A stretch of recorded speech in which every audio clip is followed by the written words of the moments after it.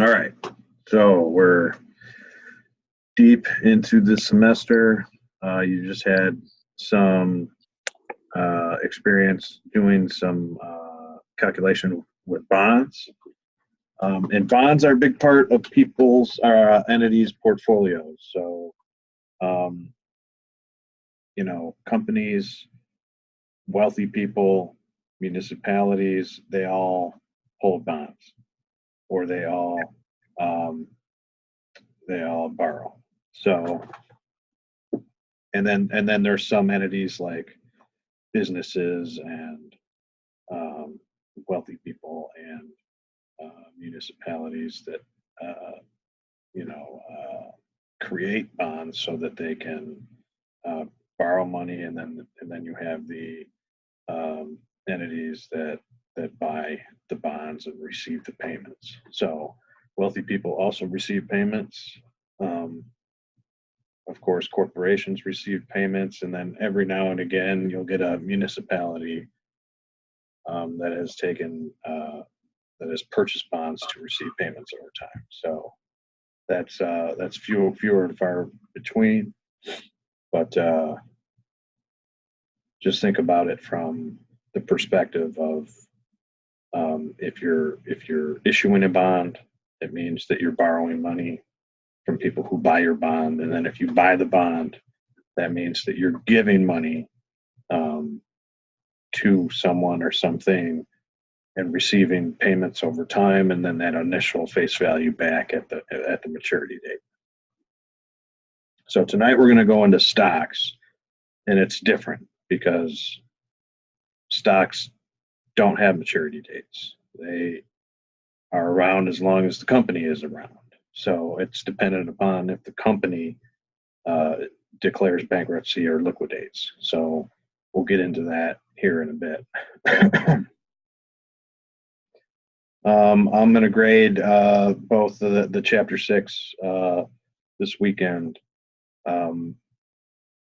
because I wasn't able to get to it this past weekend, but make sure that you guys go through the discussion question tonight. The video is pretty cool because a lot of people believe that you know there's usually powerful entities that exert influence on people like us, like me here in the legislature, to create laws that would benefit them or create laws that would harm their competition. So yes, that's generally true. And then the argument I want to bring through with this new video and the discussion question is there are new technologies which are less than 10 years old that can create a non-authoritarian use and get the same impact that you would have had to have previously received from either government or business. So that has major implications on the future of finance. And please just go over the discussion question for this week, and it's all about human rights and authoritarian technologies versus non-authoritarian. Excuse me. So it's not all just the powerful win nowadays. There's more and more cases where powerful gets decentralized, and then that surplus value is distributed amongst society. So I'll go into a couple examples of that towards the end of the lecture tonight, but let's get right into it. So yeah, and then if you guys need any refreshers, there's long videos here, and I see not everybody watches them, but that's what we do here. So because we're not able to meet and in the Mackey lab, this is how we do, and I think we're doing fine. So again, email me if you guys have any questions about any of the calculations or like concepts, because Tonight gets a little bit more tricky, but it's still built on everything that we've learned so far, and how to calculate, future value, or we call it the expected value of a dividend or the expected value of the stock. And there's ways to the notation you need to know. So we'll get into all that. All right. So chapter 7 is stocks. So stock characteristics. Going to explain what equity is and identify some of the features and characteristics of preferred and common stock. So preferred is, we'll just get into it in the presentation. Describe how stock prices are determined and when dividends grow at constant rate or a non-constant rate. So the calculations get longer if it's a non-constant rate, meaning that you have to input a different rate over time instead of the same rate, which you can plug into a single calculation. Describe some techniques other than strict application of time value of money that investors use to value stocks. This is very important because it's using the information that's provided to make the best decision possible. And time value of money is just one piece of information in that analysis. So identify factors that affect stock prices. All right. So different types of equity are preferred stock and common stock. So preferred stock is it's a little bit of both, and or eliminates a piece of common stock characteristics. So it's preferred is similar to bonds with fixed dividend payments, or similar to common stock because dividends are not required to be paid and there is no specific maturity date. So companies are not required to pay dividends, but a lot of them do. So if you have your own personal portfolio, you do want to have dividend paying stocks in that portfolio because that's gonna generate an income stream, which then can grow over time. And then common stock. But preferred stock, the par value is the nominal value of the stock. And then, in some circumstances, they're bonds, so they're guarantees versus market value. But in this case, we're only talking about stocks. So the nominal face value of the stock means whatever the price is at that time, or a stated price during the transition of ownership or creation of public entity, and that's an IPO, initial public offering. So cumulative dividends are any preferred dividends not paid in previous periods must be paid before common dividends are distributed. So this is the most important part. Common stock is secondary to dividend payments to preferred stock.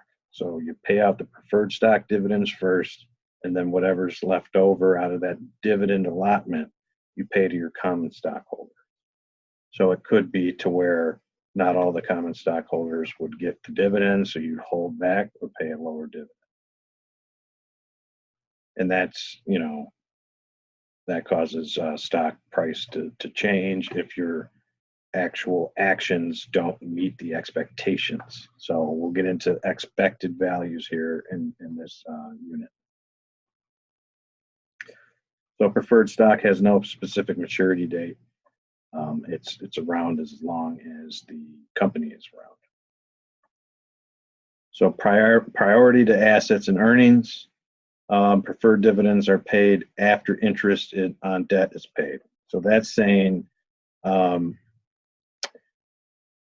you don't go to the dividends until you have your interest paid for. And then, so you borrow money as a corporation, you have to pay interest on it, or you issue a bond as a corporation, you have to pay the coupon value, which is interest payments.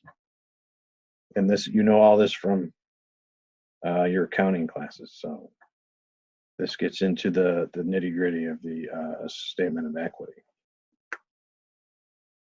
Preferred dividends must be paid before common stock dividends are paid. We've already gone through that, so just keep that part in mind. Preferred comes before common, but interest comes before preferred dividends. So if you're not able to pay your bills, then you're not able to pay dividends, period. Control of the firm, voting rights. No preferred stock is voting stock. You can convert your preferred stock into common stock, and those mostly are only done to get voting rights. So you don't see that too often because you get priority and dividend payment with preferred stock. So just let me know if you guys need any help with clarification on that. That's pretty straightforward. Convertibility from preferred to common is usually only for voting rights. Call provision gives the issuing corporation the right to call in a preferred stock for redemption. We've heard about these calls with stocks. It happens more often than bonds because there's not a terminal time period to where you have to hold the bond for a certain period before you can call it in. Corporations have the right to call in preferred stock for redemption. So that means they are, so that's not common, that's preferred, and they're able to redeem that value of stock so that they can either get more control over their dividend payments as a company, or the par value of the stock. So they're able to do buybacks, which is what segueing into the sinking fund calls for the repurchase and retirement of given percentage of preferred stock at particular times. So that's a phase of buyback, so stock buybacks. And then when you repurchase them through a sinking fund, you retire them. That means they go off the books. That means there's fewer shares available after that time. Excuse me. Participating shares with common stockholders in the distribution of the firm's earnings. So that's why we get into what's the EPS, earnings per share. And a lot of the quarterly reports will give you revenue estimates and earnings per share estimates. So then based on the actual numbers that are reported quarterly, you either meet those expectations or you beat or miss. I mean, you beat them or you miss them. So, and then based on beating or missing the expectations, your stock price moves as a result. And this is something the companies call the numbers game. So you guys, when you get into your roles in business, will learn from the management team, the numbers game in general, because all the departments have budgets and you play the numbers games with those budgets. So common stock par value legally represents a stockholder's minimum financial obligation in the event the corporation is liquidated. So that's saying for common stock, if the corporation is liquidated, that means that they are transitioning not only in ownership but in structure, and you're either so the deal of a transition, a merger or acquisition, the deal maker will say, okay, I'll give you blank per share versus how much the cost is currently in the market. So say it's $50 per share, guy will come in and offer less than that, mostly less than that, and sometimes nothing. So and if it's nothing, then it's bankruptcy, and or the stock trades to zero, which has happened too. And that it happened most recently during the 2008 financial crisis. But yeah, usually it's like, all right, so I'll buy your company at $5 per share, where before it was $50 per share. Then your par value drops to $5 per share at that moment. Dividends. The firm has no legal obligation to pay common stock dividends. So there are lots of companies that don't pay dividends, but always have a mix. So always have dividend paying stock in your portfolio. Maturity has no specific maturity date. There are certain circumstances when you get into advanced finance where there are certain stock that have certain use which do mature, but you read that in the 10K and in the 10Q, so the annual report and the quarterly reports, to figure out if there are stock like that. Common stock. All right.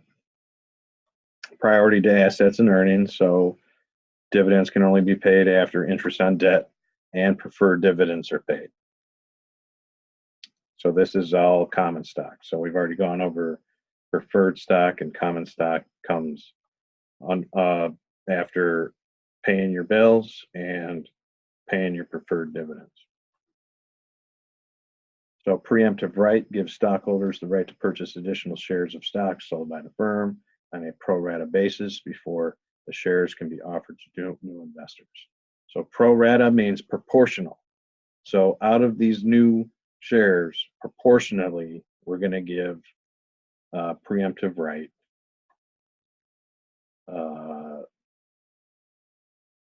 to current stockholders before we allow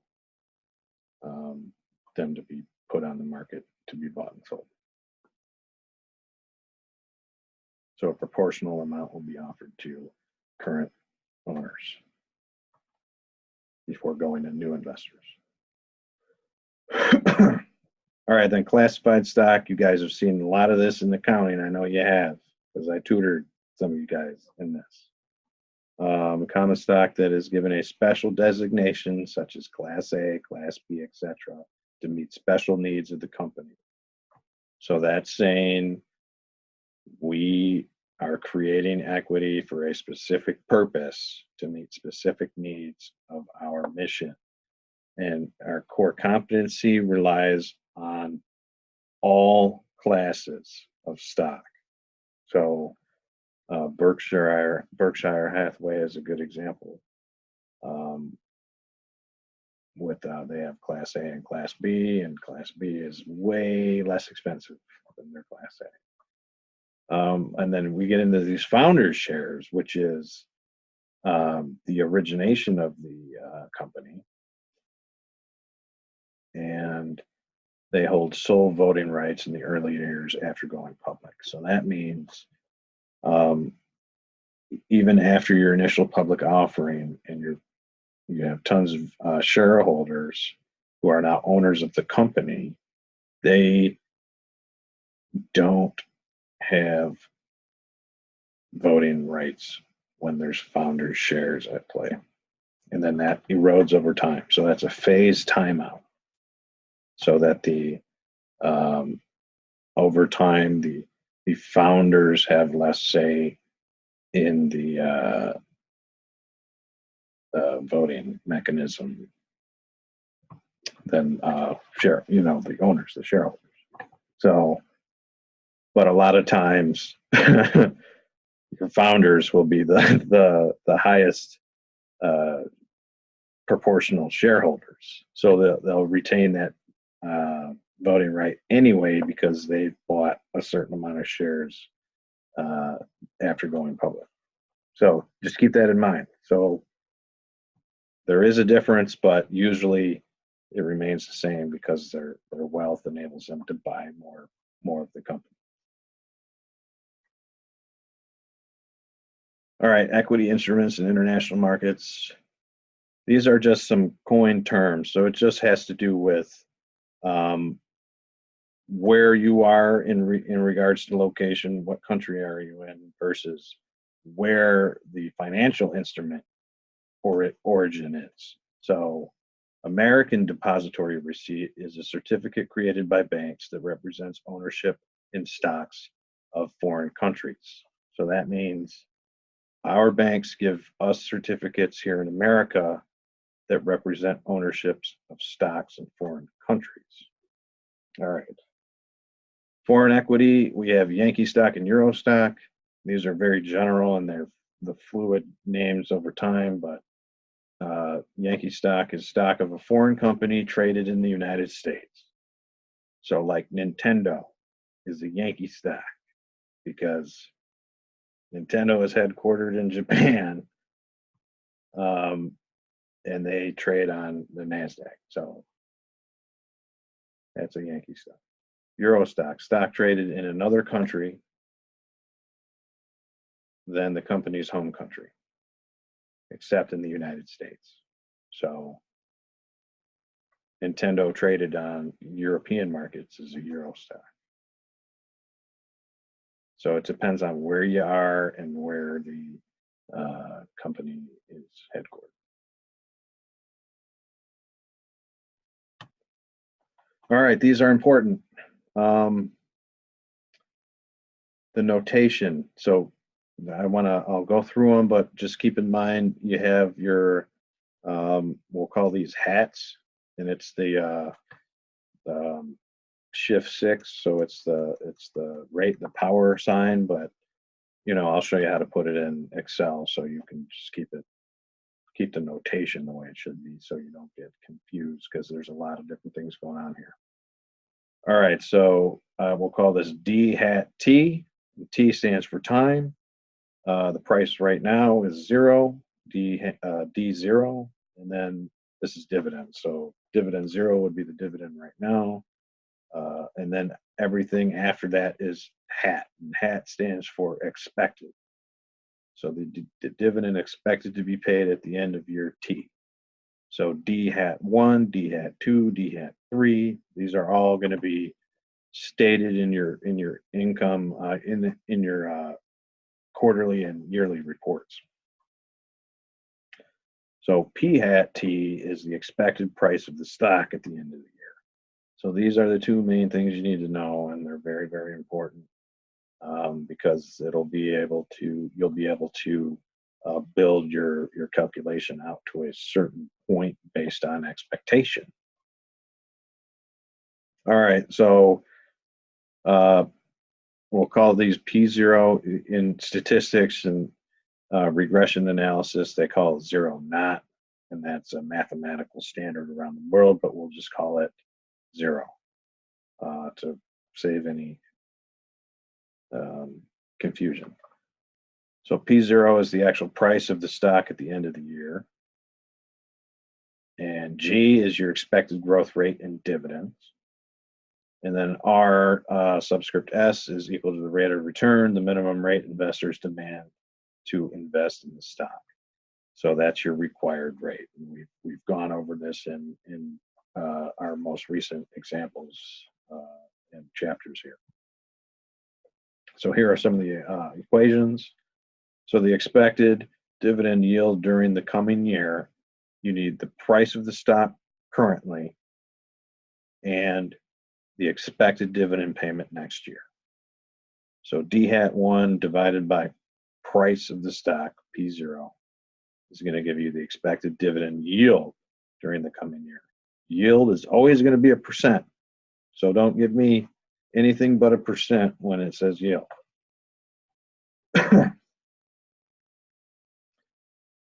All right, and then moving into The expected capital gains yield during the coming year, that's going to be similar to our um, ending value minus beginning value divided by beginning value that we've been over in multiple chapters now. So expected price at the end of the following year minus the price this year divided by the price this year. So that's the same as ending minus beginning divided by beginning. So it's all comprehensive and it builds up. But just for our purposes, expected price at the end of next year minus the price at the end of this year divided by the price at the end of this year. And then the expected rate of return gets down to adding these two together. So your expected dividend yield plus your expected capital gains is equal to your expected rate of return. And then I'll do an example later from the end of the chapter questions that'll go through that. If the expected rate of return is greater than or equal to the required rate of return, then the stock is a good investment. Otherwise, it's not a good investment. So that'll be like on the exam.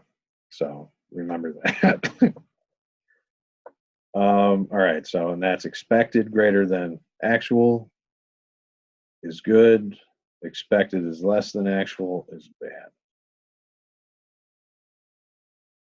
All right, then we'll go through a spreadsheet example and this is all to find the intrinsic value of a stock, because if it's a dividend stock over time, you've got to include that into the intrinsic value. So this is intrinsic value is equal to the expected price at the end of this year, which is always going to be derived or stated. If it's stated, then it's just you get rid of the expected because you already know what the price of the stock is going to be at the end. And that usually only comes with one trading day left. So, you're usually going to derive it. So expected price at the end of this year is going to be equal to the expected dividend next year plus the expected next year divided by 1 plus the required rate raised to the amount of time. So that's the formula here. So it repeats itself everywhere, just putting different inputs in. These 1 plus the rate to the time, raised to the amount of time. So we'll see how to do this kind of notation in Excel, but in general, you go up to the year in which your dividend becomes changes from constant to non-constant or non-constant to constant. So I'll show you how to do that in examples.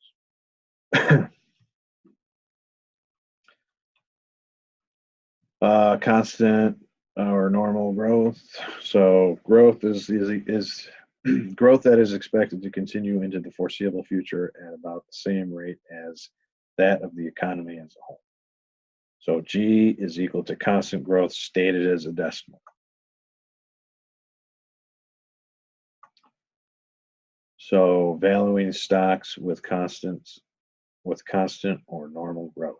So we say the expected price of the stock at the end of this year is equal to the dividend payment that's already been paid multiplied by 1 plus the growth rate to raise it to the amount of time divided by 1 plus the required rate of return raised to the amount of time. So this will be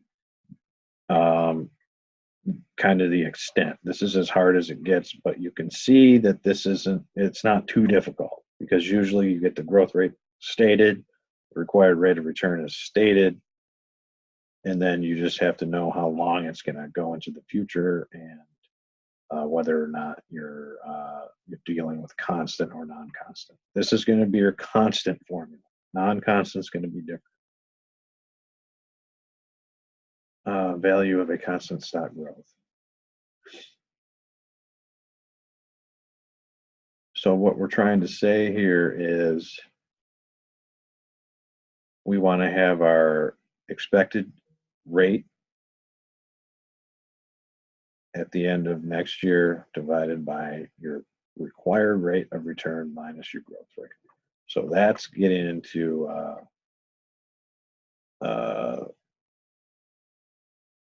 constant stock growth based on a certain dividend that's increasing a certain percentage, so a dividend yield per year. Just let me know if you guys have any questions on that, and I'll try to explain it in as many different ways as I can. But this is essential to making it or breaking it in your own portfolio. I'm telling you. Right, and this is just a visual of that kind of,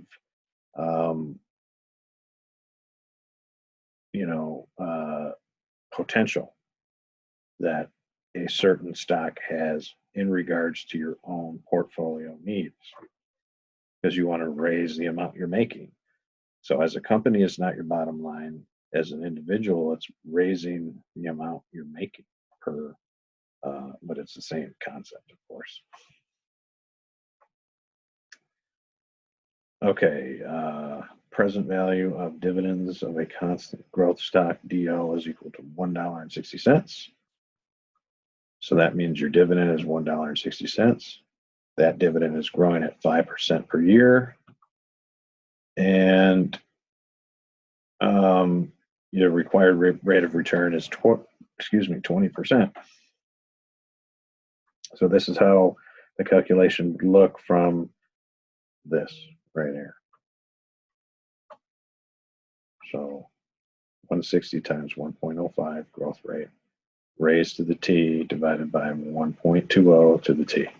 So it's pretty easy in practice, and it's real easy when you do it on Excel or handwritten, like some of you are doing.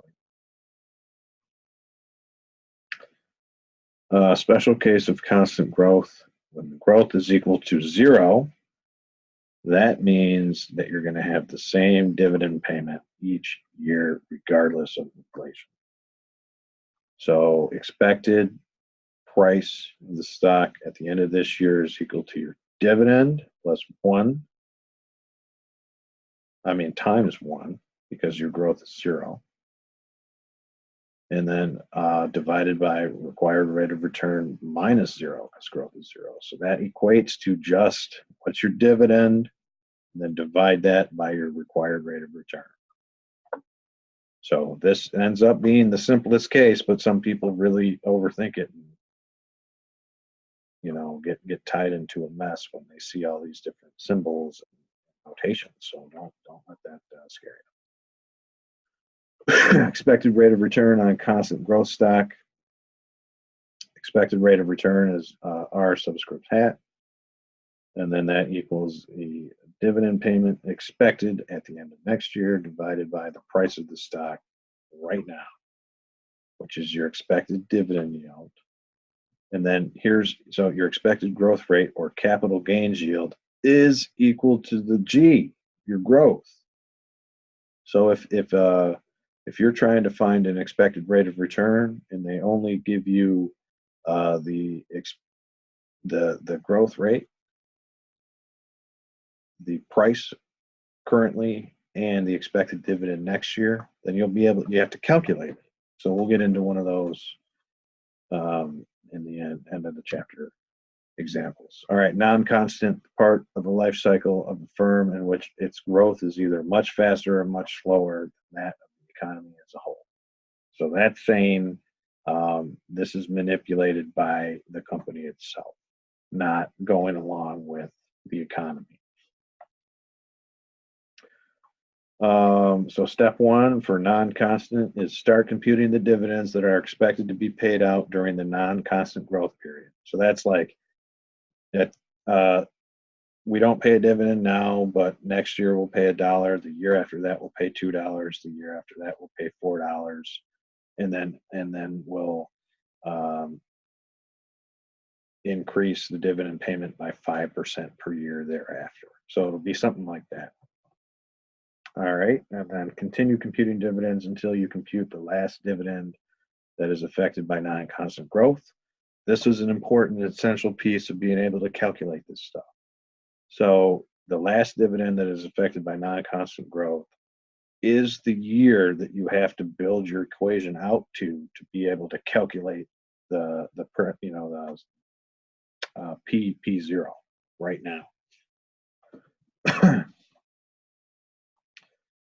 Using the investor's required rate of return, compute the present values of all non-constant growth dividends, and then sum the present values. So that's exactly what we saw up here with this.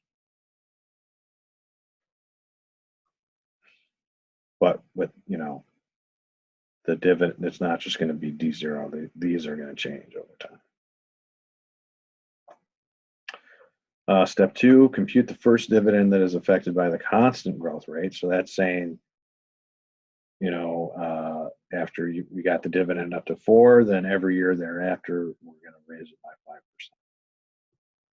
So then you compute that. Use the first constant growth dividend to compute the value of the stock at the end of the non-constant growth period.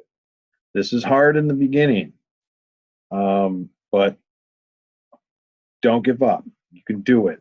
It's easy after you do 10 in a row. It'll be easy.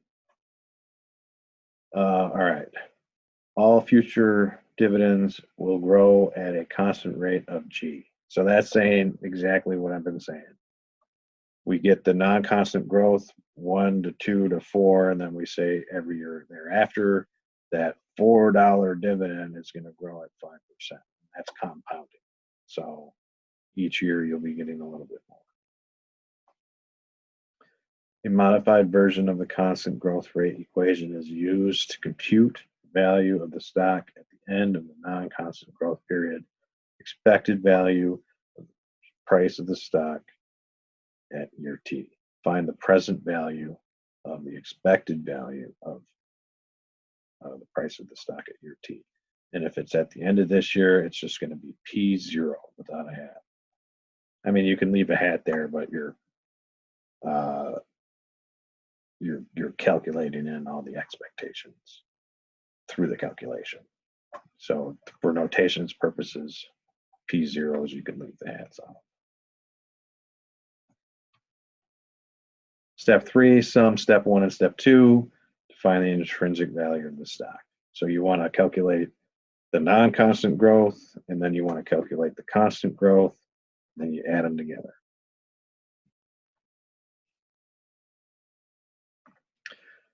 All right, valuing stocks with non-constant growth example, dividends will grow at a 20% rate for the next 3 years. Beginning on year 4, dividends will grow at a 5% rate, which will continue for the rest of the firm's life. This is another example, a good one. Excuse me. And then they'll give you statements like this, which will continue for the rest of the firm's life, which it can happen, but they may yet again change it over time. So, but if it says for the rest of the firm's life, that means this 5% goes on to infinity, and that makes it easy for us to calculate. The last dividend paid was $1, i.e., the price of dividend at the end of this, the last dividend paid was $1. So required rate of return is 15%. So going in to calculate this, the first 3 years it grows at 20%, and then this is compounding. So 120 to 144 to 172, and then every year thereafter it grows at 5%. So that's saying, oh my bad, add. So add these together to get 1/2 of the equation, which is $3.27. And then compute your 1.782, the value of the dividend at the end of the 20%, raised to 5%. So that's saying the year after, the fourth year, we're only raising it by 5%. So then you have this 1.81, and then use the change where it changes, the constant to non-constant, to compute the value of the stock at the end of year 3. So this is important because then you'll be able to extrapolate that back into what's the market value of the stock right now. So expected price of the stock at the end of year 3 is equal to your dividend, expected dividend payment at year 4, so the following year, divided by your required rate of return, which is 15%, minus your growth rate, which is 5%. And then you get your expected price of the stock at the end of year 3 to be 18.144. And then compute the PV of this. So that's just saying, okay, 18.144 divided by 1 plus your required rate of return to the 3, because you're computing for at the end of year 3. So the present value of the expected price at the end of year 3 is $11.93. And then you add your $3.26 to $11.93 to get your expected price, or the price of the dividend, the present value of the stock, considering everything that we've just talked about, with the dividend being at 20% for 3 years and then 5% thereafter, and they give you the original $1 dividend payment. So this is your present value, $15.20. So it's really long-winded and it's difficult in the beginning, but if you break it down into one piece at a time, you got this. Excuse me. All right, so price over earnings. The higher the PE ratio, the more investors are willing to pay for each dollar earned by the firm. PE ratio gives an indication of a stock's payback period. So market price of common stock divided by earnings per share. All right. Other stock valuation models, economic value added model. So that's EVA, economic value added, is equal to your EBIT, which is earnings before interest and taxes, times 1 minus your tax rate. So that's what you keep. So not what you pay, but what you keep. But then you subtract average cost of funds times invested capital. So this is your economic value added approach. So that's saying we have to take the product, which is an average cost of funds, and our invested capital away from what we keep.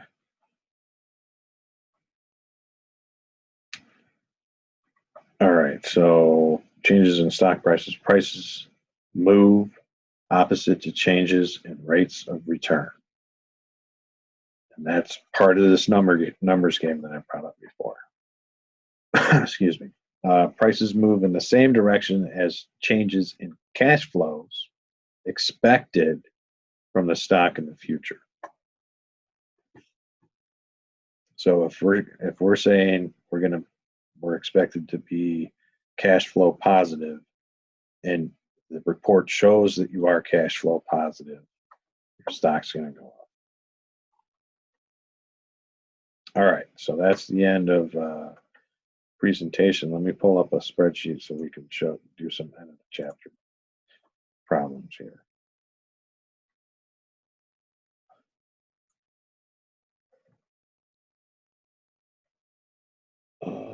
I think I have it open. Let's go here. Yep. All right. So let's start with numero uno, because Let me make sure we're all the way down week 10. And I'll be uploading all the case study stuff this weekend too, so you guys will be able to access that for next week. Number 2, number 5, number 11, number 18, I'm going to assign. So we'll go around those like we've been doing for a while now. All right. Number 1, 1 year ago, James Serlank bought a Dell Computer common stock for $20 per share. Today, the stock is selling for $19 per share. During the year, James received 4 dividend payments, each in the amount of $20.20 per share. A, what rate of return did James earn during the year? B, what were the dividend yield and capital gains yield? All right, so we need a few things here. So we're saying we want to know the rate of return. So to get the rate of return, we use our old ending price minus beginning price, and then we add in dividend, and then we divide that by your beginning price. So this is the same as some of our other chapters. So ending price is $19 per share, beginning price is $20 per share, and then we add in 4 dividend payments, each of $20 per share. So that's saying, 20 cents. 20.2 for 20 cents times 4. And that's the numerator. And then the denominator is our beginning price, which is 20. Hold on really quick here.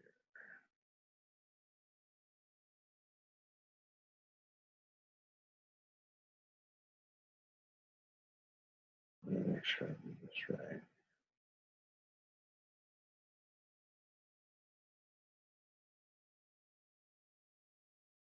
No, that would require.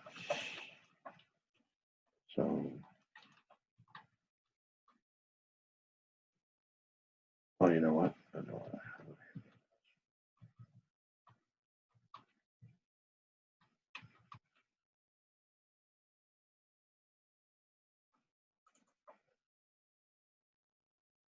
Sorry, guys. I am tired. All right, and then we want to add in the dividend payment, which is 20 cents.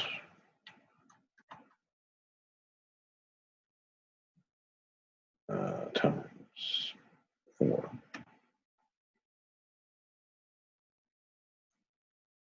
Divided by 20. Oh, I think let's just do it all like this.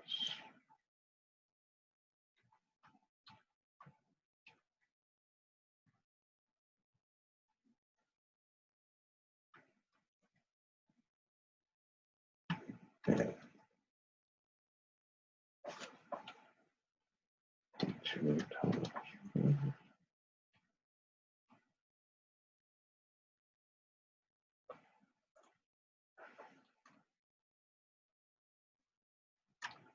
Yeah, so that we'll just do one piece at a time since I'm having a brain fart here.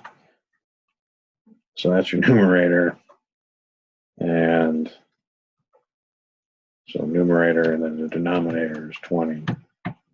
There we go. That's what it's supposed to. So it's arithmetic. But yeah, -1% is your yield. And then the next piece was, so that's your rate of return. And then your yield is going to be just ending minus beginning divided by. So that's That's much simpler. So 19 minus 20 divided by 20. So this is your, I'll just highlight these guys. So that's your dividend yield, and then capital gains yield associated with the stock is just going to be your dividend divided by your beginning stock price. And in this case, the dividend is 20. Let's see here. So you have 4 payments of 20. 0.2 times 4, which is your dividend, and then divide by beginning stock price. So 4% is your capital gains yield. So -1, 5%, and 4%. And let me see. So another way to do this one, so I figured it out, I just thought about it. So double in parentheses, then you do 19 minus 20, and then you do a plus 0.02 times 4, in parentheses divided by 20. So yeah, it's all parentheses game. Yeah, that didn't work at all, did it? Oh, no, plus 0.2. There we go. So that's your -1. All right. Let's keep going, because I'm. Oh, that was a poor performance. All right, let's keep going. For the easiest question there. All right. Express Surgery Centers, preferred stock. So that's important. Preferred, which has a par value equal to $110 per share, pays an annual dividend equal to 9% of the par value. If investors require 15% return to purchase the preferred stock, what is the stock's market value? So we need to know a few things. First one is the dividend. We know that we have the dividend rate, or the dividend yield. Then we have the price of the stock, whether that P0, and we also have the required rate of return. And then we want to know what's the expected, what's the market value right now. So that's saying P hat.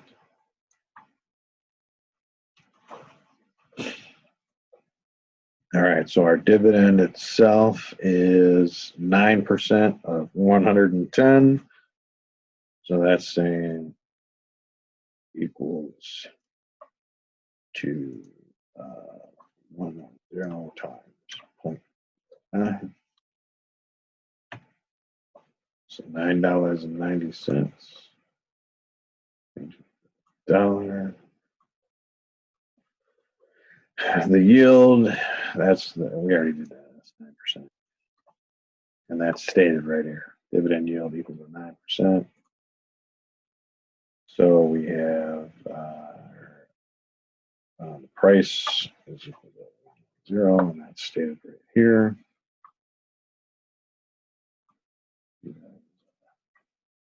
So I kind of went a little backwards there, but I always write everything down, so it's easier to calculate.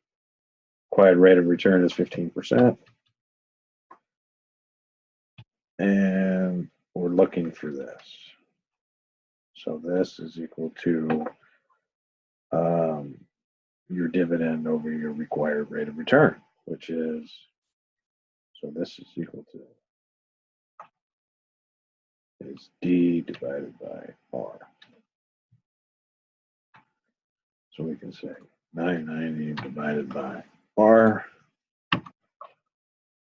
So that's, that's how easy some of these are. So that's what is the stock's market value right now. It's $66.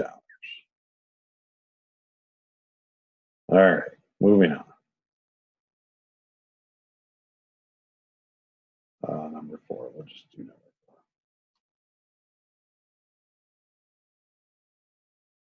4. Oops. The 8 company's preferred stock pays an annual dividend equal to $16.50. If investors demand a return equal to 11% to purchase 8's preferred stock, what is the market value? So this one is a little easier than the other ones. We have our dividend, we have our rate, and we want prices be. It's this, but it has stated information. So our dividend is equal to 1650. And rate is equal to 11%. And this is equal to D divided by R. So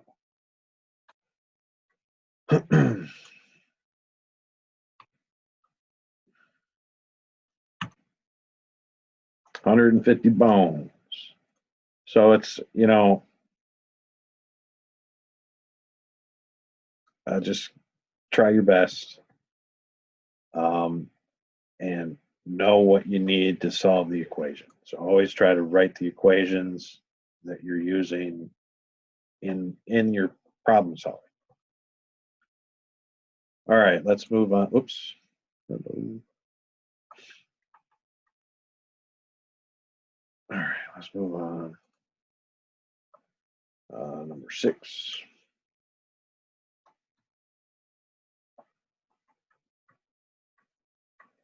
Your broker offers to sell your shares of Wingler and Company common stock, which paid a dividend of $2 yesterday. You expect the dividend to grow at a rate of 5% per year forever. If the appropriate rate of return for the stock is 12%, what is the market value? All right, so we have a few things. We have a constant growth rate, we have the dividend, and we have the required rate of return. So to be able to find out the market value, we do the following. So you have your D1 hat. So that's saying D1 hat is $2, and then you rate times 1.05 to the 1. So that's what D hat 1 is going to represent. And then you have your P0. What's your market value? You have your growth rate, and you have your required rate of return. So let's fill in the ones that we know. Required rate is 12%. Growth rate is 5%. We are looking for this. So if you remember back to the PowerPoint here, we're doing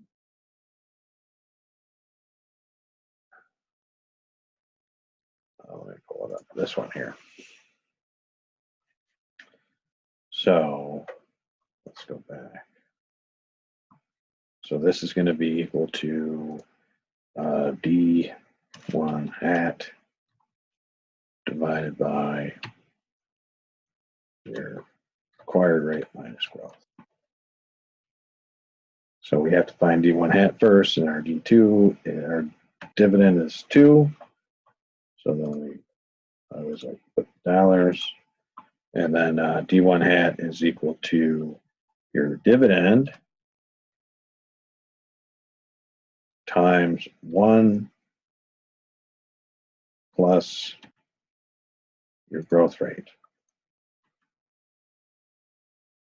And then for D hat 1, you'd raise it to the 1, but that won't do anything.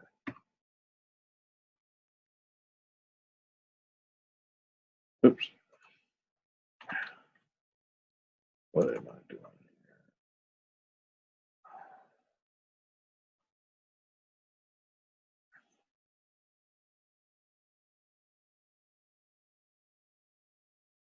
here? Why are you not going?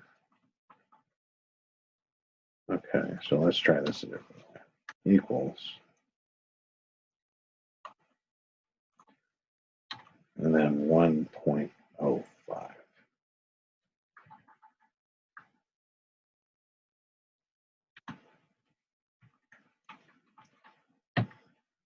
What? This is, I'm losing it. All right, so maybe this is causing the problem. So we'll just type it all in real quick. So if you get these errors, just type it in manually. So 2 times, maybe that was it. Let's just do that. Equals 2 times 1.05. There we go. So yeah, I was trying to do parentheses as multiplication, but it wasn't liking it right then. But we'll see if that continues. All right, so these are your inputs right here to solve for the price. So we got equals, so D hat 1 is 210 divided by R minus G, R minus G. Bam, 30 bones. All right, so that is the answer there. So it's saying what is the market value of the stock?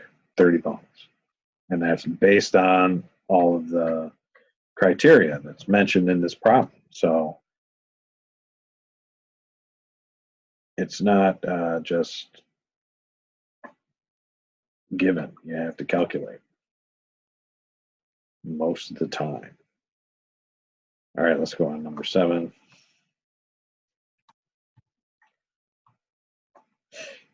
Alpine ski resort has grown at a constant rate, which equals 4%, for as long as it has been in business. The growth rate is expected to continue long into the future. A couple of days ago, Alpine paid common stockholders a dividend equal to $3 per share.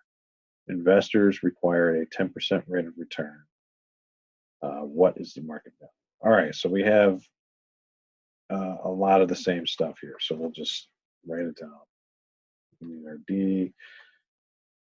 And we need all this stuff. Same stuff. So you can just copy it, paste it here. So dividend is 3. That's stated right here. Excuse me. The expected value of the dividend at the end of next year is going to be 3 times 1.04.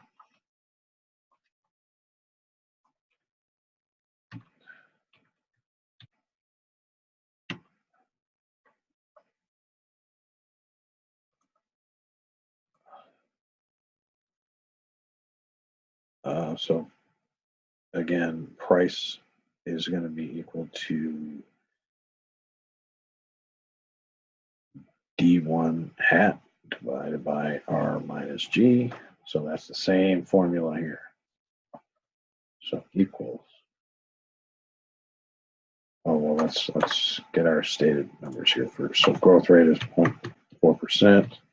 Required rate of return is 10%.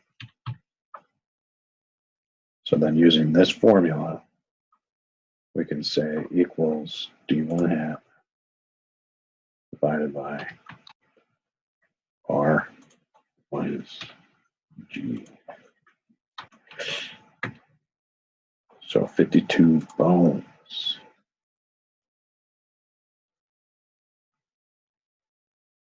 It's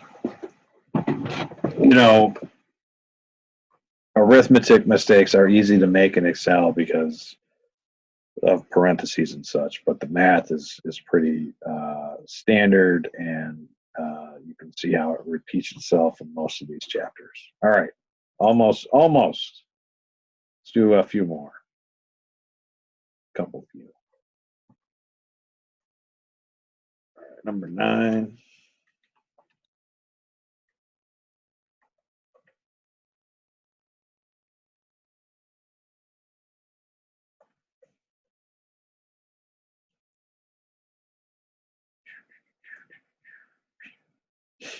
Suppose your company is expected to grow at a constant rate of 6% long into the future. In addition, its dividend yield is expected to be 8%.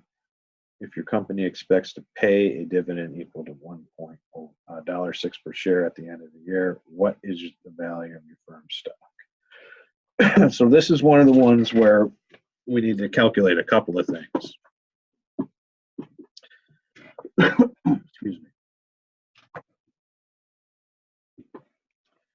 So we have our dividend yield, we have our growth, we have our required rate of return, we have our expected dividend at the end of next year. Oops, 1/2. And then we need to know our price. So our dividend yield,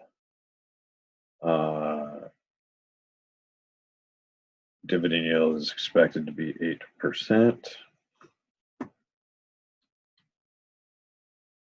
So we can do 0.08. Growth rate is expected to be our constant growth rate of 6%, so 0.06. So our required rate of return is going to be equal to both of these. So add these together. So it's not, don't get confused by that. Your required rate is equal to your dividend yield plus your growth rate, or in other words, capital gains. So the expected dividend at the end of next year is company expects to pay a dividend equal to 1.06 at the end of next year. That's stated.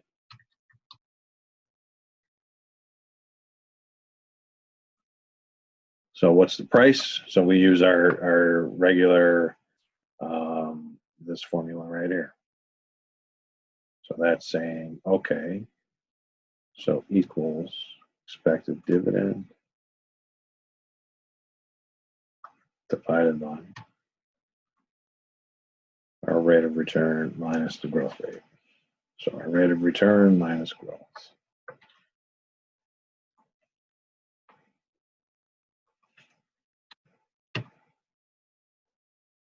Boom. So 1325.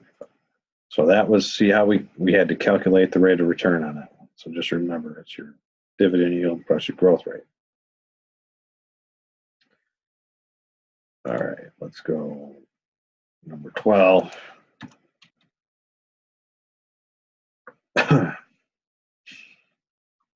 Mini Mite Company has never paid a dividend, and there are no plans to pay dividend during the next 3 years.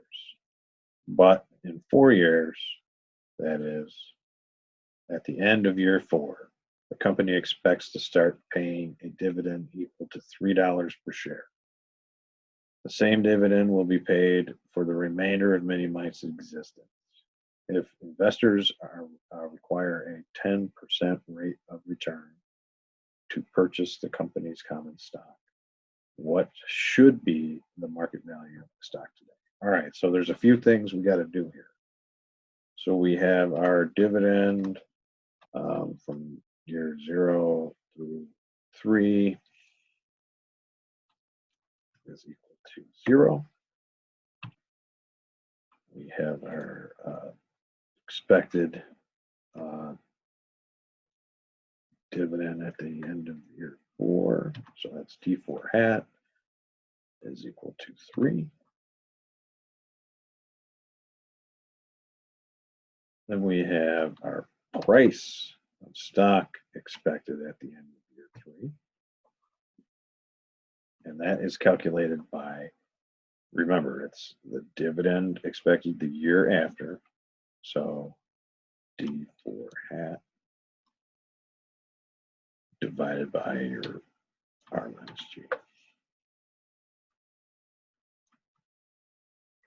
All right, and then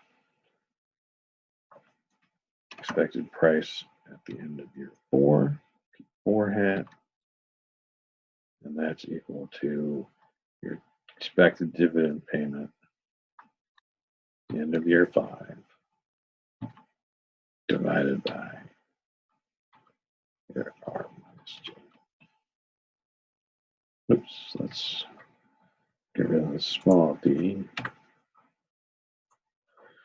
And then we need to know what the price, present value of all this is right now. And to be able to do that, we'll use, since it changes at the end of year 4. So at the end of year 4, the company expects to be paying a dividend equal to $3 per share. So we have to calculate what the expected price would be at $3, the end of year 4. So to be able to do that, we need our D4 hat plus our P4 hat. So we use this one plus this one, and then we divide that by 1 plus required rate raised to the T, which is 4 in this case. All right, so I'll spread that out a little bit.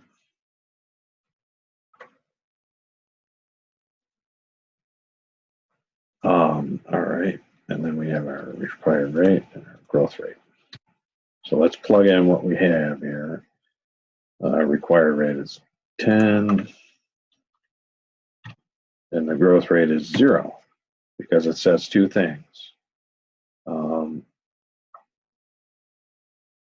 We're not going to pay a dividend for 4 years, and then when we start paying a dividend, it's going to remain that same dividend from then on. So we're not talking about growth here at all. So moving from no dividend to dividend isn't a growth factor. It's percent changes that are growth factors. All right, so let's solve some of these. So D4 hat divided by R minus G equals D4 hat divided by R. And if we're subtracting 0, it's just, yeah, you don't have to type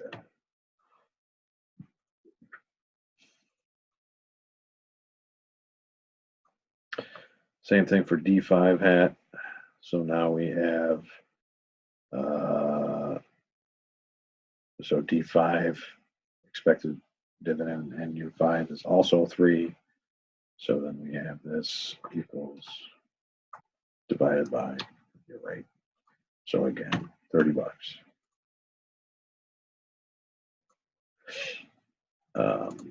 There. And now here we're saying 3 plus 30 divided by 1.2 to the 4. That's what we're saying. So let's write that out. So we're saying 30, or so we have D4 hat plus P4 hat divided by 1.1 raised to the 4. And then dollars, so $22.54.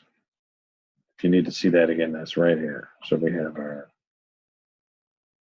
D4 hat plus P4 hat divided by 1 plus your rate, 1.1 raised to the 4. So whatever number year you're calculating to is the number you go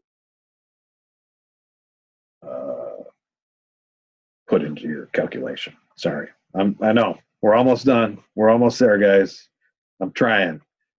So this would be the market value of Mighty Mike stock today. Boom. All right. Let's keep going. Let's do number 15.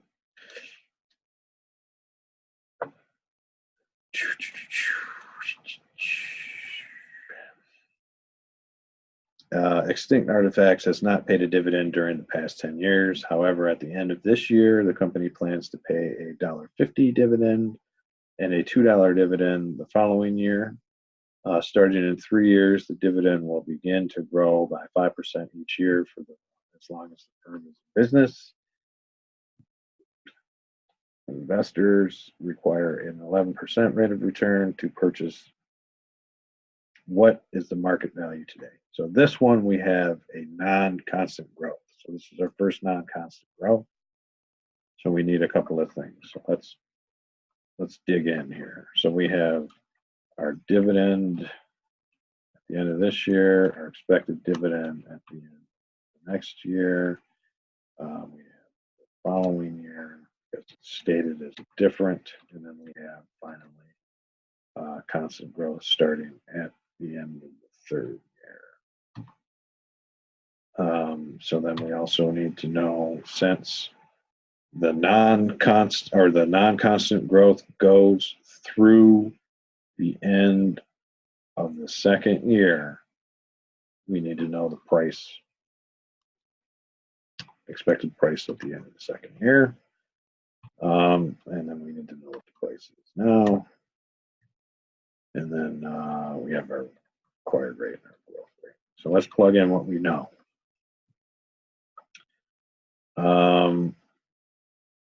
Doesn't pay a dividend, so no dividend now. However, at the end of this year, the company plans on paying a $1.50 dividend, so 1.5 expected at the end of the next period.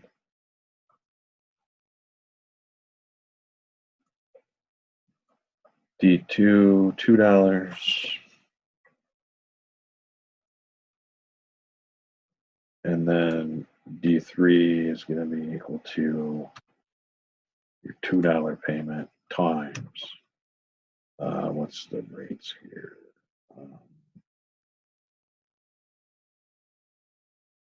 5% was your growth.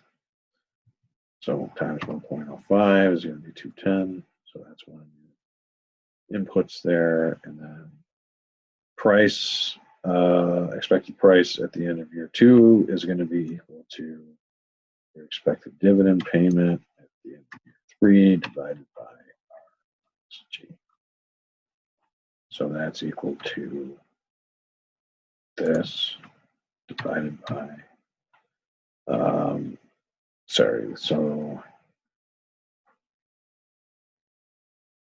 let me restart this. We got to input our numbers here. So investors require 11%. Growth rate is going to be 5%.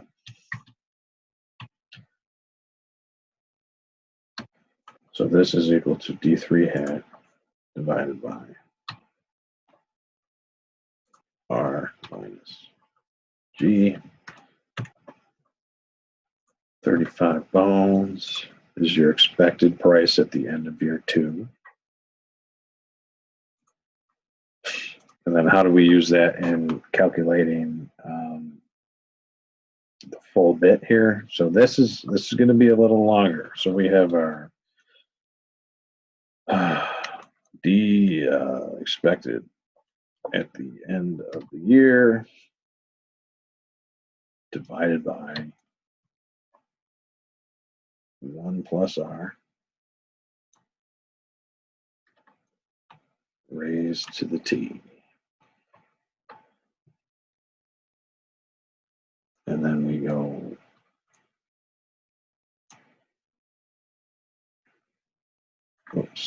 plus, and we have our D2 hat plus P2 hat. All right, let's see.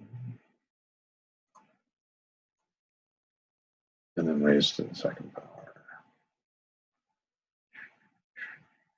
Oh yeah, divided by, excuse me. And that's divided by 1 plus R to the second.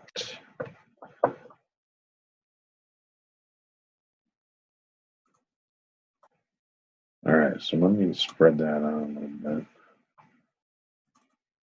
So this is a calculation we're going to do. And we'll break this into two pieces. Always break it into separate pieces so you can do one at a time. But you can do them sequentially here. That's fine. All right, so we then do equals. So we're going to do this piece first. So we have our D1 hat divided by 1 plus R, so 0.11 raised to the 1. It's going to be equal to that. And then this, we'll do this piece next. So this next piece is going to be equal to,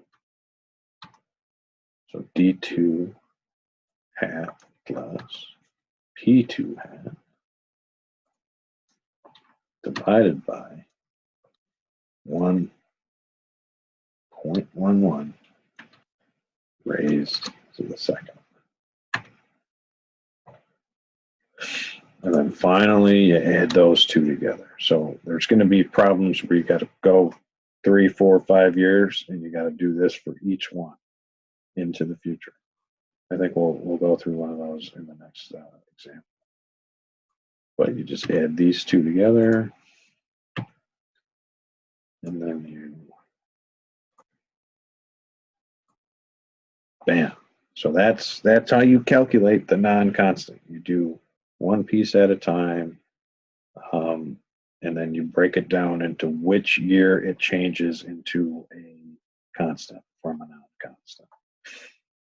All right, let's do number 16, and then let's call it night. All right.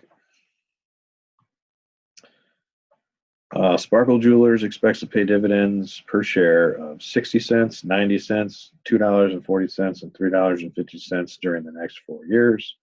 Beginning in the 5th year, the dividend is expected to grow at a rate of 4% indefinitely. Investors require a 20% rate of return. What is the current value of the stock? All right, so we have D1 hat, D2 hat, D3 hat, D4 hat, D5 hat. So this is going, and then this one actually goes on forever because of the indefinite 4% increase. So first one is 60 cents, so 0.6. The next one is 90 cents. The next one is $2.40, and then $3.50. So now, but the 5th year, so 350, and then you grow it by 4% times 1.04. So that's your 5th year. It was 364. Now, moving, what else do we need? So it changes to a constant after the 4th year. So that means you need to get the expected price of the 4th year. All right, so P4 hat. And that's going to be equal to your, I'll just write it out for you guys. D5 hat divided by R minus G. So equals D5 hat divided by, oops, let's do the rest of this. So we are looking for P0, and we have a 4% growth. Oops. Rate energy. So rate is 20%. Growth is 0.4%. This is equal to 0.5 divided by R minus G.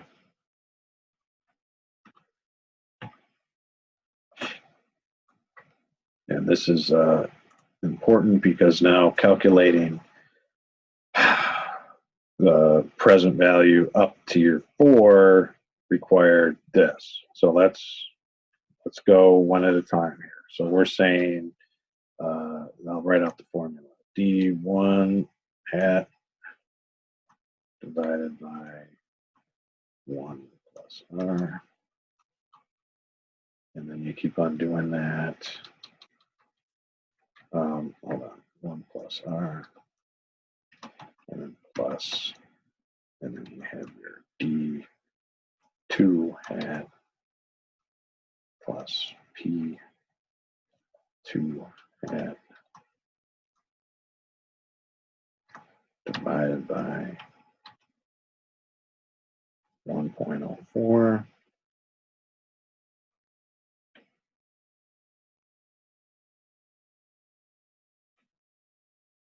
Excuse me, guys. This is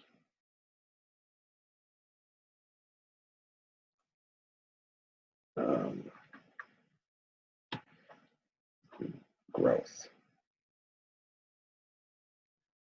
So at one point your rate is 20%. So this is going to be, I'm just replacing this 1 plus R with 1.2 right here. And then you raise that to the 2. You do that all the way through D at 4. So let's keep going. Let's do this. So what do we need? We need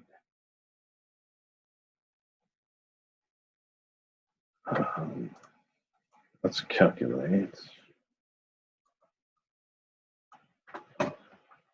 Let's see what we can do.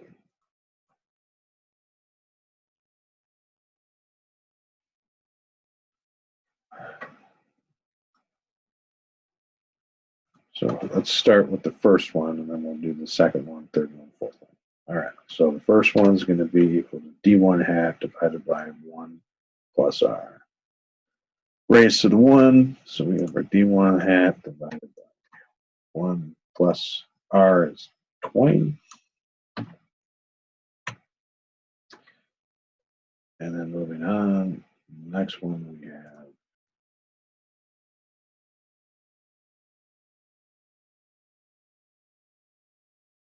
our, you know what?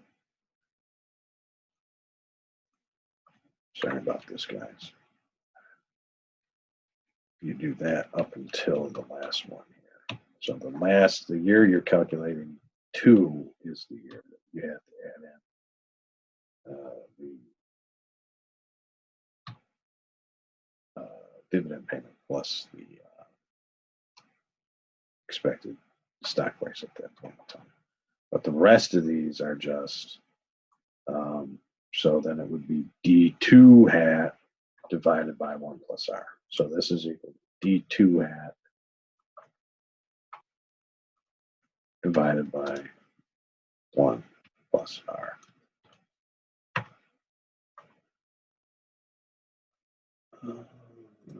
Oh, excuse me.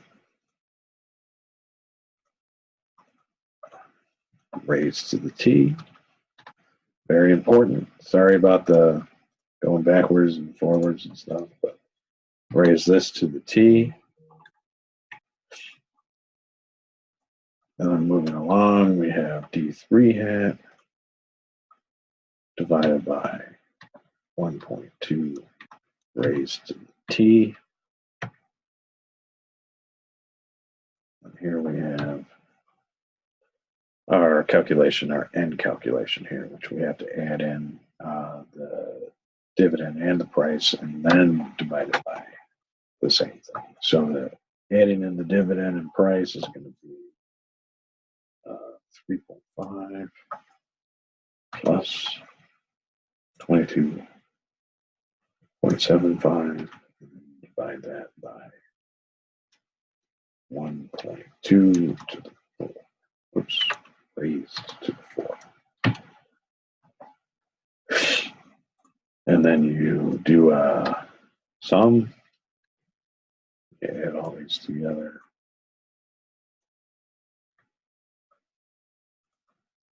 Oops. Double click the command and then do that. There we go. So $15.17. All right, sorry for the the ending part here, but just remember the year you calculate up to is the year part of the formula where you add the dividend and the price together. So the final will always be a lot bigger than the previous calculations you've done. All right, so that is it for tonight. Let me know if you guys have any questions. I'm sure some questions will pop up. But the assignment is posted, and if you haven't already, do the discussion question. It's very cool stuff. And I'm going to stop sharing now. And I'm going to end the recording. So have a good night, y'all. And thank you for paying attention.